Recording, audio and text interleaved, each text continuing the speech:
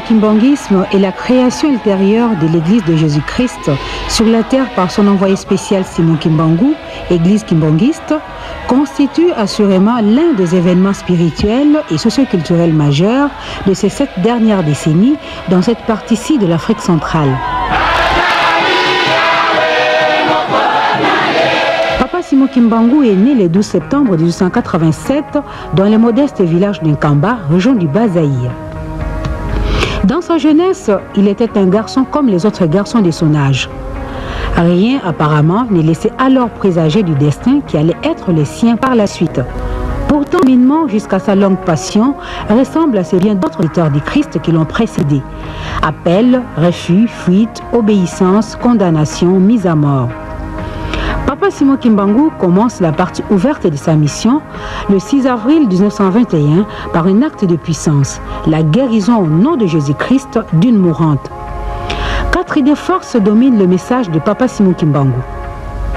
Lecture et compréhension de la parole de Dieu, c'est-à-dire la Bible, respect rigoureux du décalogue, abandon du mal sous toutes ses formes, y compris la sorcellerie, pratique de la charité ou de l'amour entre tous les hommes de la terre, travail pour la prospérité de tous et l'hospitalité envers les races. Chef d'inculpation ensemble à se retenir contre Jésus de notre Seigneur, Papa Simon Kimbangu sera arrêté par le gouvernement colonial belge avec la complicité des missionnaires catholiques et protestants, jugé et condamné à mort le 3 octobre 1921. Cette peine sera commuée en la détention à vie par le roi de Belge. Papa Simon Kimbangu sera alors transféré à la sévère prison de Kassombo à Elisabethville, actuelle Lubumbashi, où il mourra le 12 octobre 1951 après 30 ans de prison. Son corps repose aujourd'hui dans le mausolée de Nkamba.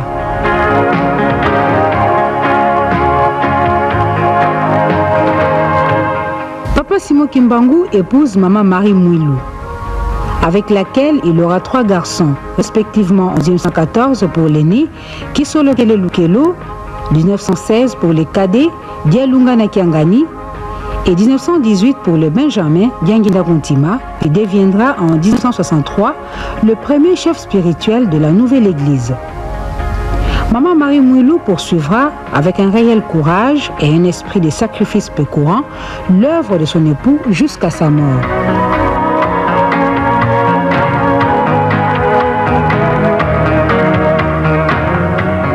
Le culte kimbanguiste comprend 3 parties. Une partie liturgique constituée par la lecture d'un psaume, l'intervention des différentes chorales, la prédication sur un ou plusieurs textes bibliques. Une partie sociale faite d'informations diverses, des salutations, de l'adresse de son éminence le chef spirituel, après un imposant défilé des fidèles.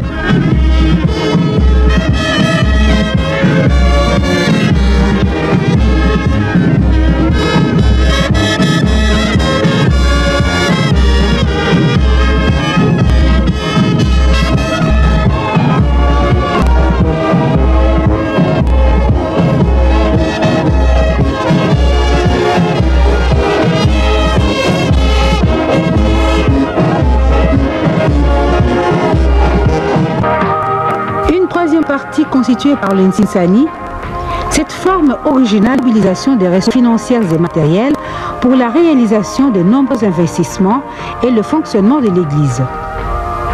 Il faut dire que l'Église kimbanguiste a jusqu'à autofinancer l'essentiel formation brute des capitales fixes.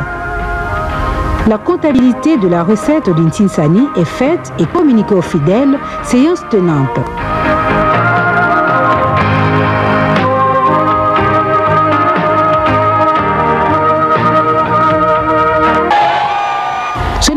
Dianginda Kuntima est incontestablement celui qui a donné à l'Église son visage moderne et actuel.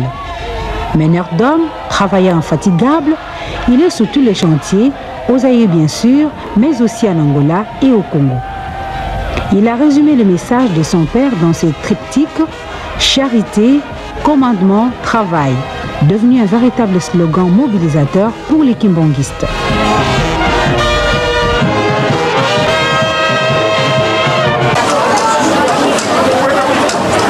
À Kinshasa, l'église a à son actif d'imposantes réalisations immobilières. L'hôpital de Kimbonseke, reconnu par l'État comme de référence pour toute la partie est de l'agglomération de la capitale, la coopération israélienne et l'USAID ayant apporté l'équipement technique,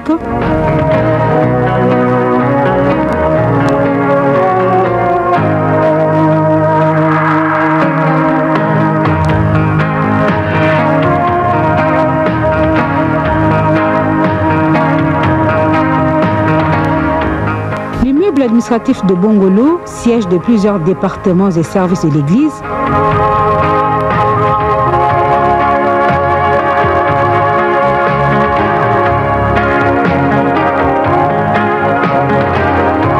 le centre d'accueil de Kassavubu comprenant, entre autres, la résidence Chenouda 3 pour les hôtes de marque,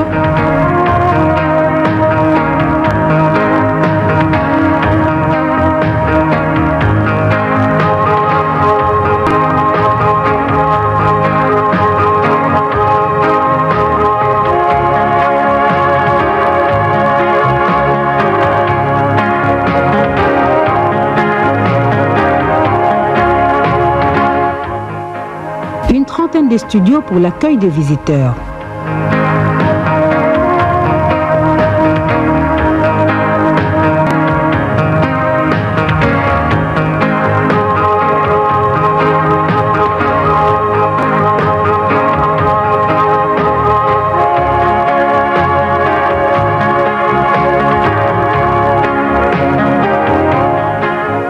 Les centres internationaux de conférences,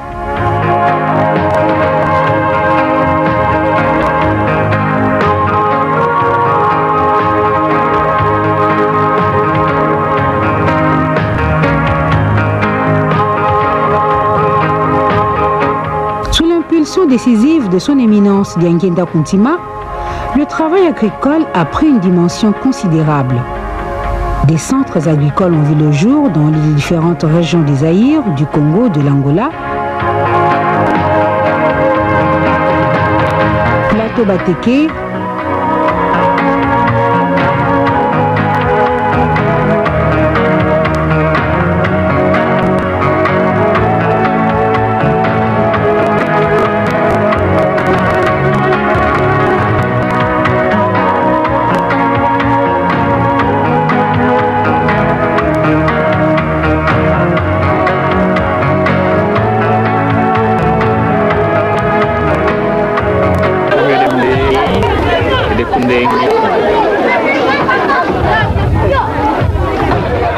Loutendele. Ça va bien.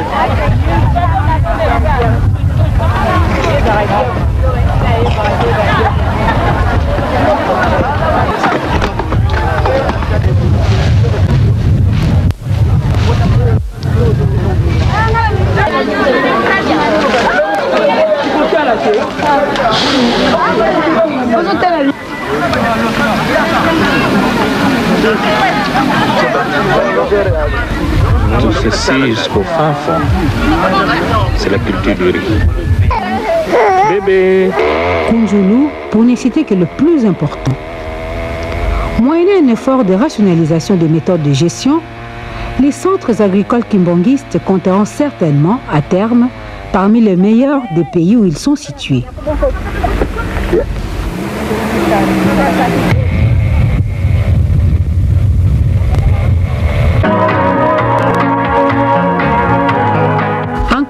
Village natal de Papa Kimbangu et ses 3 fils, les Kimbongistes ont réalisé de leurs mains, sans le secours d'aucune machine, un imposant temple de 37 000 places assises en mémoire des 37 000 familles déportées et disparues en exil pour cause de kimbongisme. Il faut reconnaître qu'en matière de génie civil, l'église kimbongiste dispose de main-d'œuvre en qualité et en nombre. Nkamba a été élevé au statut de ville sainte de l'église kimbongiste. De ce fait, elle est devenue un véritable centre de pèlerinage, non seulement pour les kimbongistes du Zaïre, de l'Angola et du Congo, mais aussi et de plus en plus pour beaucoup d'autres personnes, chrétiens ou non, touristes ou simples curieux d'Afrique, d'Europe, d'Amérique.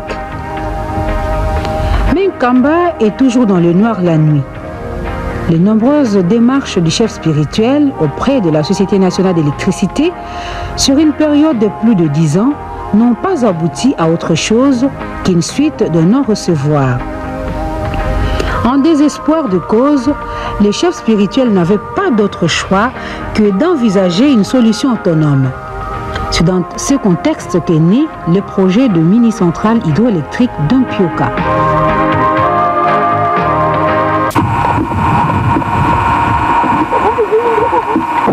La rivière Mpioka est un véritable torrent qui prend sa source dans les contreforts nord-ouest du massif de Bangu.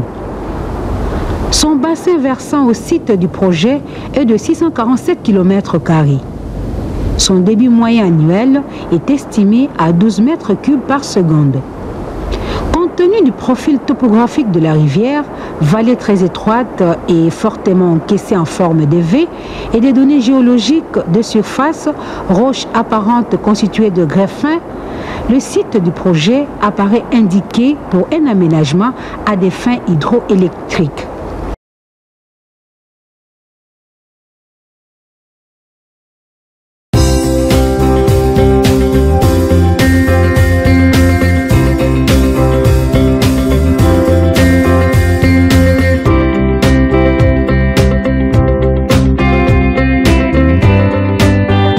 Une centrale hydraulique produit de l'électricité en utilisant la force de l'eau. L'hydroélectricité est la première énergie renouvelable en France, mais aussi dans le monde. Il existe plusieurs types d'aménagements hydrauliques en fonction de la hauteur de la chute et du débit de l'eau, de haute chute, de moyenne chute et au fil de l'eau. Un barrage retient l'écoulement naturel de l'eau. De grandes quantités d'eau s'accumulent et forment alors un lac de retenue. Une fois l'eau stockée, et en fonction des besoins, des vannes sont ouvertes au niveau du barrage pour que l'eau s'engouffre dans de longs tuyaux appelés conduites forcées. Ces tuyaux, à taille humaine, conduisent l'eau vers la centrale hydraulique située en contrebas. Pour préserver le milieu aquatique, un débit minimal est maintenu dans le lit naturel de la rivière, entre le barrage et la centrale. Dans la centrale, à la sortie de la conduite, la force de l'eau fait tourner une turbine, qui fait à son tour tourner un alternateur. Dans l'alternateur, l'interaction entre les électroaimants du rotor, la partie mobile, et les bobines de fil de cuivre du stator, la partie fixe, produit un courant électrique. Un transformateur élève ensuite la tension de ce courant à 225 000 ou 400 000 volts pour qu'il puisse être transporté plus facilement dans les lignes à très haute tension du réseau. Enfin, l'eau turbinée qui a perdu de sa puissance rejoint le lit naturel de la rivière par un canal spécial appelé canal de fuite. Tous les composants de l'installation sont régulièrement surveillés, contrôlés et auscultés. La majorité des centrales sont automatisées et peuvent se mettre rapidement en marche pour répondre aux pics de consommation. Les centrales hydroélectriques produisent une énergie qui n'émet pas de gaz à effet de serre. En France, elles représentent près de 75% de l'électricité verte.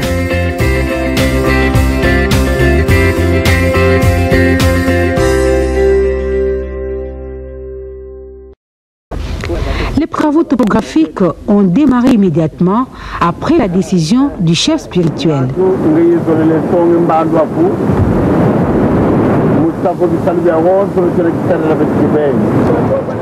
Ils ont abouti à la réalisation d'un premier plan topographique du site au 500e. C'est sur la base de ce plan qu'ont été projetés les ouvrages du projet.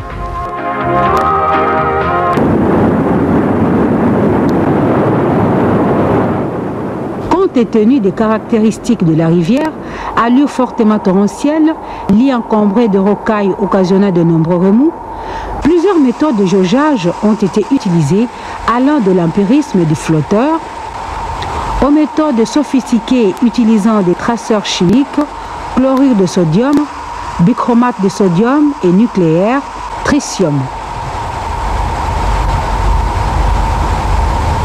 Avec le concours actif du Centre de recherche et d'études nucléaires CREN de Kinshasa, chargée de la supervision des études hydrologiques, une station de jaugeage équipée d'un limnigraphe et d'un limnimètre a été construite rive droite à quelques 800 mètres en aval du site du barrage.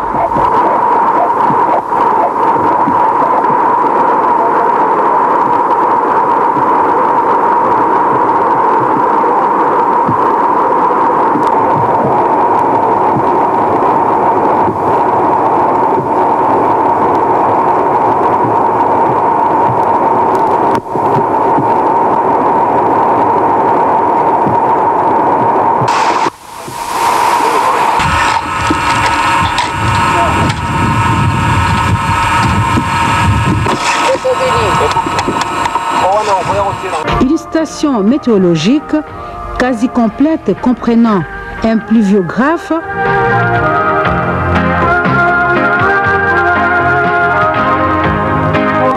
un barographe,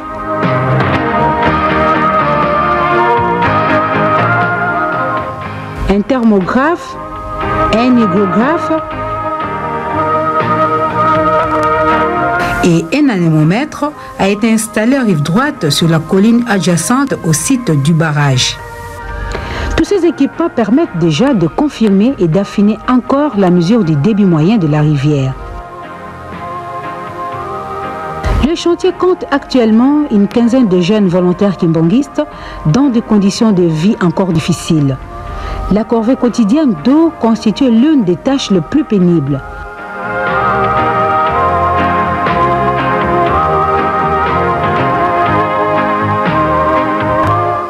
Entre autres, ce jeune s'attelle aux travaux agricoles pour l'approvisionnement du chantier en denrées diverses.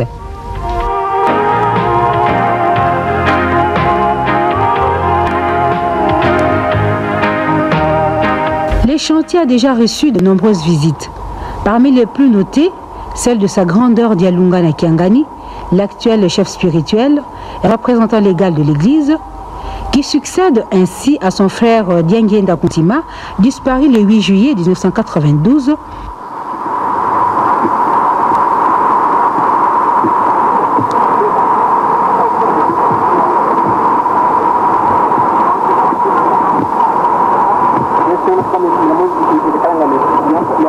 Et celle de Maman Bombo, nièce du citoyen président Mobutu Sese Seko.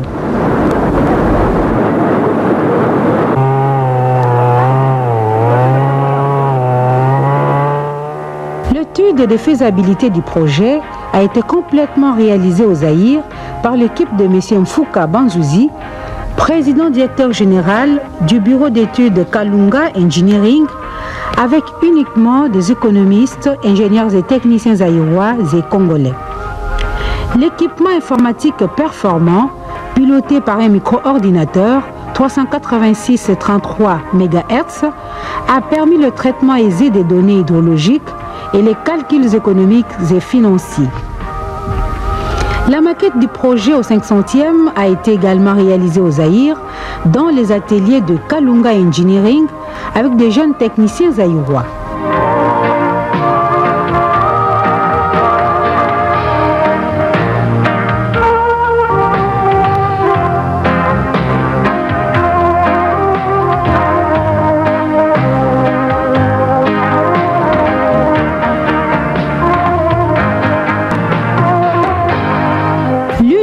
Question à résoudre pendant la phase de préparation du chantier est de savoir comment acheminer les approvisionnements, ciment notamment, et les équipements lourds de Mbanza-Ngungu au site du projet. L'utilisation de la route nationale Mbanza-Ngungu-Luozi par Ngobe Matadi semble difficilement envisageable en raison notamment de sa longueur, 91 km, et de la mauvaise qualité de ce pont.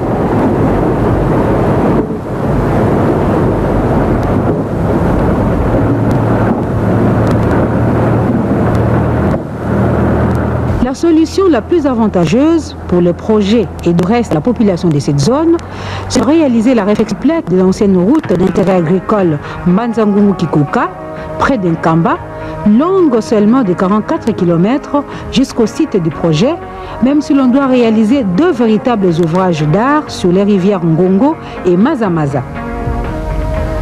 Suivant Utilisant la variante 2 du projet Mpioka Total, qui est celle retenue, la puissance installée à la centrale de Mpioka est de 11,4 MW, soit une production annuelle prévue de 52,8 GWh.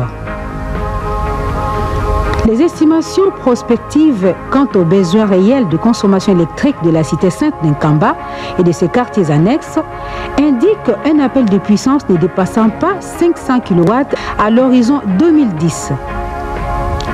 Alors s'est posée très vite la question de savoir ce qu'il fallait faire de l'excédent de production de la centrale de Mpioka. À cette question, son éminence Diangenda Kuntima répondait en substance « À vous de trouver la réponse ». Ainsi sont apparues les véritables préoccupations du chef spirituel de l'église kimbanguiste. Créer une infrastructure de production électrique pour le développement économique et social de toute une région et non seulement pour les besoins d'Nkamba. Belle rupture avec l'approche des missionnaires qui ont réalisé des microcentrales hydroélectriques dans plusieurs régions du pays pour les seuls besoins des dispensaires et quartiers européens de mission. Ce type de préoccupation était en fait une constante chez son éminence Diangenda Kuntima. Je m'aide en aidant les autres, aimait-il dire.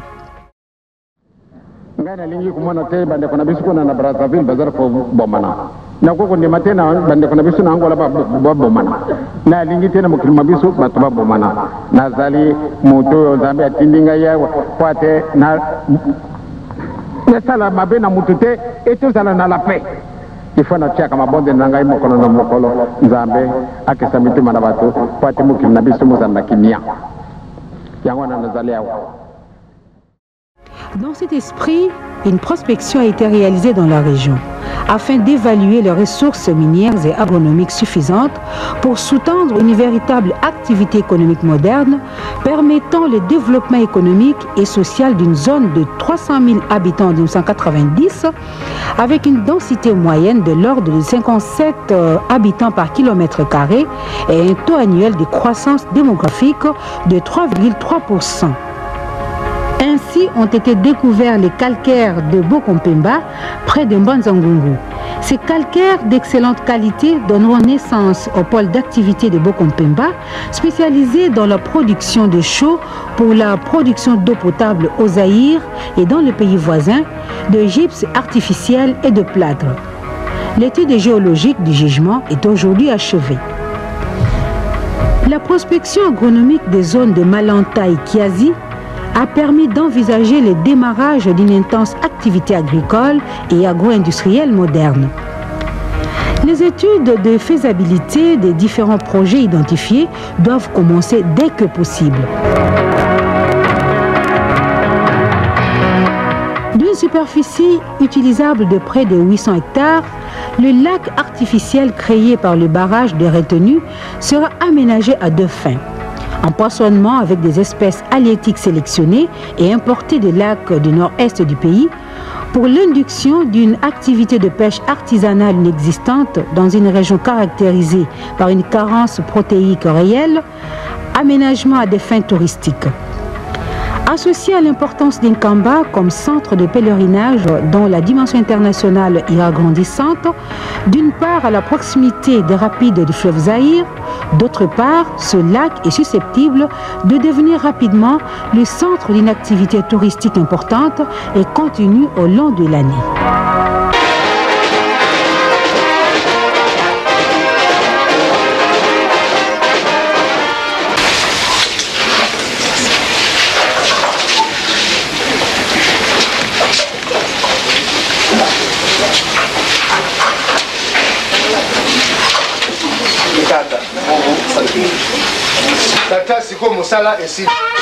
L'étude de faisabilité et la maquette ont été officiellement remises à son éminence Dialungana Kiangani, chef spirituel, le 14 novembre 1992 en Kamba.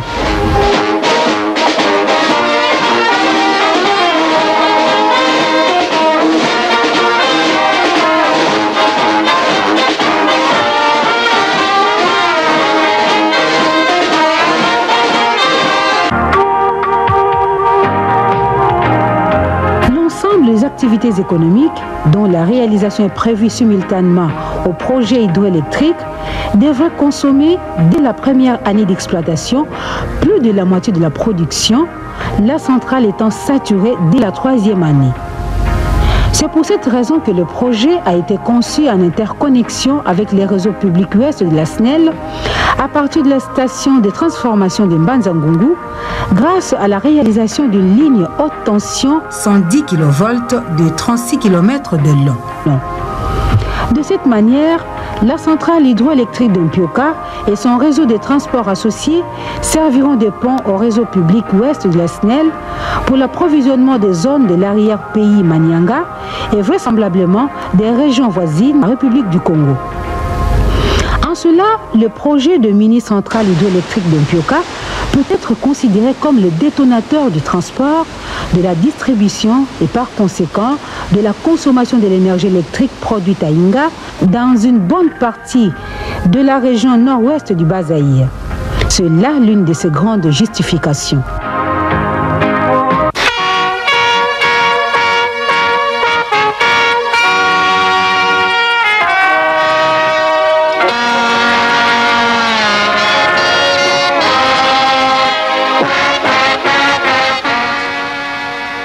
Même si le coût du kilowatt installé en Mpioka est moins élevé comparativement à celui de projets comparables étudiés ou réalisés au Zaïre ces 10 dernières années, même si son taux de rentabilité interne est bon, malgré la disponibilité d'une main-d'œuvre quasi gratuite, il demeure que le coût des investissements dépassera de loin les capacités internes de mobilisation de l'église kimbangiste. Où trouver les bonnes volontés?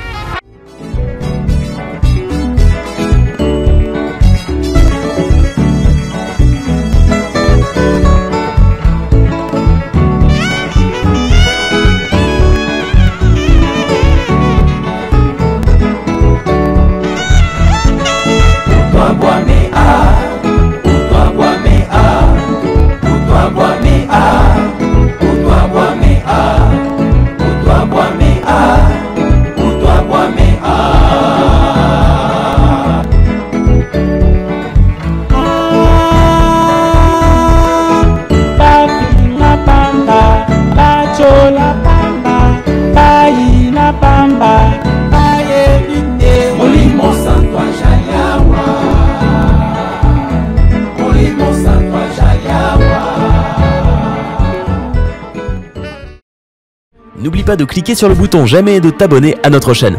Et de partager la vidéo avec tes amis.